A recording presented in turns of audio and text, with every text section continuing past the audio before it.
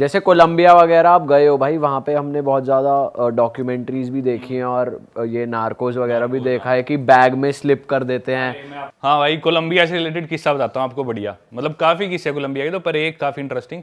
Colombia एक country है south America continent में, उसकी एक सिटी है मेदेजीन। स्पेलिंग में उसमें डबल एल आता है, मेदेलीन होता है, लेकिन कोलंबियन स्पेनिश में ल को ज बोलते हैं, तो मेदेजीन। वो शायद उसकी मेन सिटी है ना उस कंट्री। मेन कैपिटल तो बोगोटा है, पर मेन सिटी टूरिस्ट ज्यादा मेदेजीन में आते हैं, शायद बोगोटा से ज्यादा आते हैं। वहाँ के कुछ फेमस सिंगर्स वगैरह भी है, मालूमा वगैरह, ये सब वहाँ के हैं। हाँ, पर Pablo Escobar was from Medellin as well. तो उस सिटी में भाई, वो सिटी ना यूं माना जाता है कि पूरे अमेरिकाज की या वर्ल्ड की भी सबसे सुंदर लड़कियां माना जाता है वहाँ की है। सबसे ज़्यादा ड्रग्स जो भी है, कोकेन सारी कोलंबिया से आती है, उसका बेचना और कंट्रोल वो सारा मेदेजीन में होता है, सारी चीज़ें वहीं पे।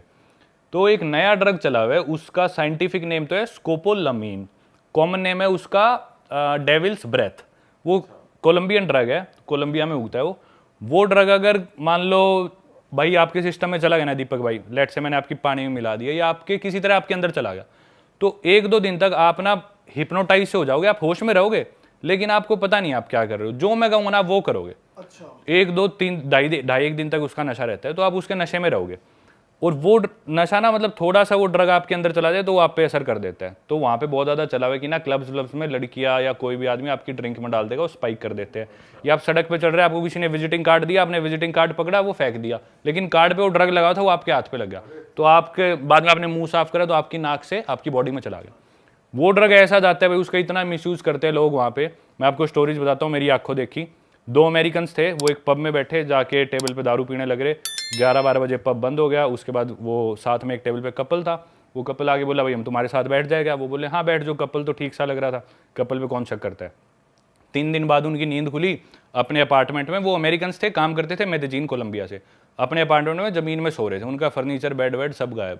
सिक्योरिटी के पास गए, भाई हमारा सामान गया। बोले अरे आपके दोस्त ले गए, आप ही तो रखवा रहे थे गाड़ी में। बोले कैसी बात कर रहे हो। उन्होंने वीडियो फुटेज दिखाई, वो खुद उठवा के अपना फ्रिज सामान रखवा रहे। ओ भाई ये तो कुछ नहीं है, एक और स्टोरी बताता हूँ, ये भी सच्ची स्टोरी।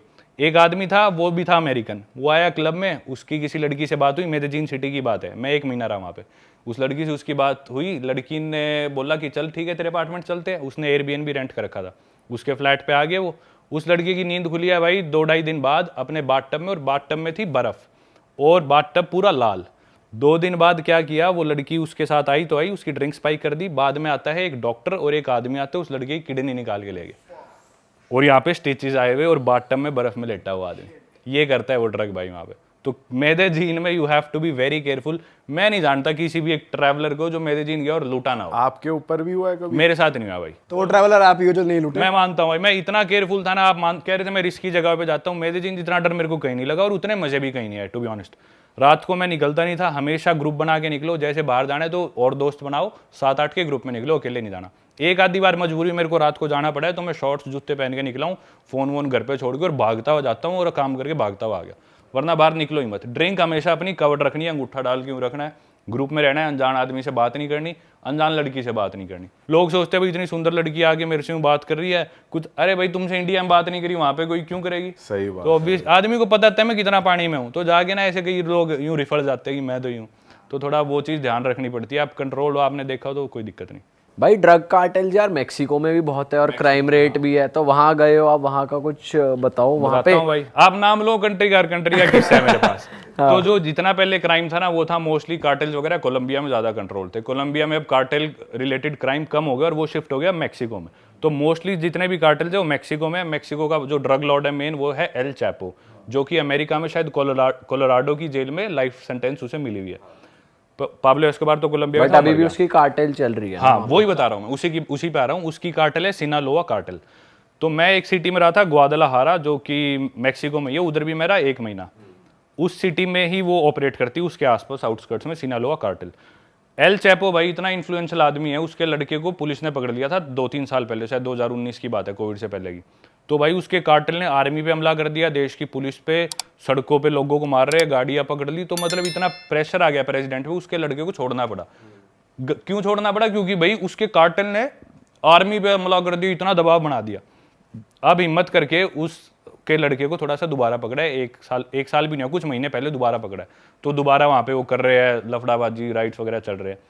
एनीवेज मैं था भाई ग्वादलाहारा सिटी में हम हॉस्टल से गए, दोस्त बन गए। एक दोस्त था मेरा अर्जेंटीना का, मैक्सी, और एक अमेरिका का, ऐसे हमारा ग्रुप सा बन गया 6-7 लोगों का। हम चले गए क्लब में। तो ग्वादलाहारा जो सिटी थी उधर एक टेक्नो क्लब था अच्छा, तो अपने को ज़्यादा टेक्नो वेक्नो समझ में नहीं आते, पर ठीक है जाके खड़े हो गए, हाथ पैर वैसे ही लाने होते। तो मैं अपना खड़ा रहा, वहाँ पे हमारी होगी दोस्ती 2 लड़कियों से। हमारे ग्रुप में लड़कियाँ भी थी ऑलरेडी, तो 2 और लड़कियों से हमारी दोस्ती होगी। तो हमने सोचा चलो वापस हॉस्टल चलते हैं। हम आके अपने हॉस्टल में, डॉर्म्स में तो लोग सो रहे होते हैं, तो हम बैठ गए छत पे। सुबह के 5-6 बज गए थे। एक लड़की को ठंड लग रही थी, मेरे पास एक्स्ट्रा जैकेट थी, मैं अपने बेड में से ला के मैंने उसे जैकेट दे दी, ऊपर छत पे ले पहन ले। बात चलने लग रही है कि भी अच्छा क्या करते हैं सब। सुबह के 6-7 बज गए, और उनमें से एक लड़की, तो कुछ लोग उठ भी गए, जाके सो गए, तो हम 4-5 लोग बचे थे। तो उसमें से एक लड़की बोलती कि मेरे पापा एल चैपो के लिए काम करते हैं, सिनालोआ कार्टेल में। और भाई हम जो, मैं और मेरे साथ में 1-2 दोस्त हैं, हम बिल्कुल ऐसे सुन रहे हैं कि भाई किसके साथ बैठे हैं हम। मैं यहाँ पे तो कोई बचाने भी नहीं आने वाला, कुछ होगा तो। मेरी जैकेट उसके पास, आज भी उसी के पास है मेरी जैकेट, मैं लेके नहीं आया। मैं भाई बाथरूम के बहाने गया और आगे बेड में सो गया। पता चला जैकेट मांगने के बहाने कुछ फंसा दिया, कुछ मैं इनके साथ कोई गलती से भी उचनूक होगी तो उचनीच होगी तो मैं ठीक नहीं, मैं जाके सो गया अपना। और मैंने ना उसे कभी कांटेक्ट करा ना कोई बात, मुझे नहीं पता वो कहाँ है मेरी जैकेट। भाई आपने कभी रेसिज्म फील करा है किसी कंट्री में, और सबसे ज्यादा कहाँ फील करा है? सबसे रेसिस्ट तो शायद पासपोर्ट ही आपका, कितनी प्रॉब्लम हो जाती है। हाँ, अपने इंडियन पासपोर्ट पे ट्रैवल करना बहुत मुश्किल है। कई लोग इस बात पे मेरे को बोलते हुए भैया आप इंडिया के पासपोर्ट की बुराई करते हो। भाई मेरे जितना प्राउड इंडियन शायद ही कोई हो। मैं अभी भी इंडियन पासपोर्ट पे पूरी दुनिया घूम रहा हूँ। I am a very proud Indian. पर भाई जो सच है वो सच है, अपने इंडियन पासपोर्ट में ट्रैवल करना बहुत मुश्किल है, क्योंकि काफी इंडियंस इलीगली अमेरिका जाते हैं, यूरोप जाते हैं, जिसे डोंकी बोलते हैं। तो हर आदमी को as a potential illegal immigrant देखा जाता है, तो हमेशा ज्यादा इंटेरोगेशन होती है। रेसिज्म की बात करें तो सबसे ज्यादा रेसिस्ट अपन इंडियंस ही है। तू कौन सी जात का है, तू काला है, तू गोरा है, तू कौन सी स्टेट का है, तू नॉर्थ का है, तू साउथ का है। इतना रेसिज्म कहीं नहीं है जितना अपने है। बाहर ऐसा कोई खास रेसिज्म होता है, थोड़ा बहुत हर जगह। मेरे को इतना ज़्यादा फील हुआ, मेरे को हमेशा स्पेशली फील हुआ, क्योंकि एक स्टीरियोटाइप सोच रखा होता है इंडियन होगा कोई छोटा सा आएगा चश्मे लगा के कंप्यूटर पे काम करने वाले हो, तो या फिर होगा वो डोंकी वाला जो पेट्रोल पंप पे काम करते हैं, मैकडी पे काम। तो सोचते हैं इंडियन और बैकपैकर ऐसे ट्रैवलर दुनिया घूम रहा है। तो मेरे को देख के आमतौर पर लोग थोड़े से इंप्रेस हो जाते हैं, भाई इंडियंस हमने देखे नहीं ऐसे ट्रैवल करते हुए। और इंडियंस तो छोटे छोटे होते हैं, आप थोड़े लंबे हो, देखने में थोड़ी सी आपकी हाइट बॉडी, तो ऐसा कुछ हुआ नहीं। हालांकि मैं भी काला ही हूँ, कालो जैसा ही हूँ, पर मेरे को कभी ऐसा रेसिज्म नहीं हुआ।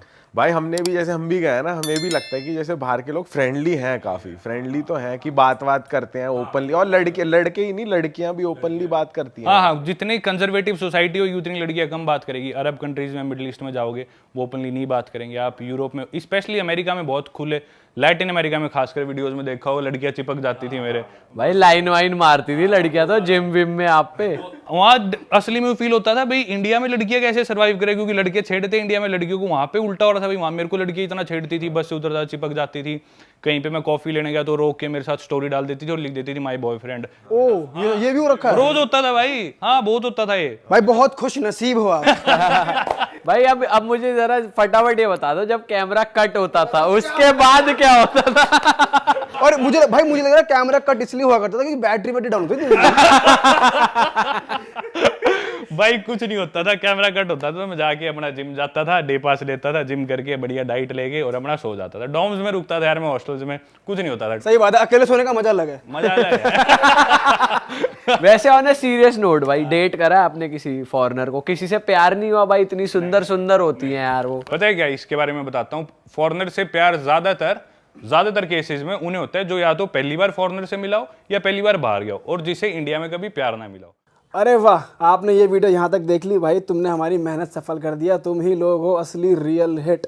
और अगर आपको बहुत मजा आ रहा है ऐसी क्लिप्स में, ऐसी वीडियोस में, तो फटाफट जाइए प्लेलिस्ट पे बिंज वॉच कीजिए और सारी वीडियोस देख डालो और मौज काटो। That is it. हम मिलेंगे नए पॉडकास्ट में, नए क्लिप में। Till then bye bye, see you, take care, do subscribe.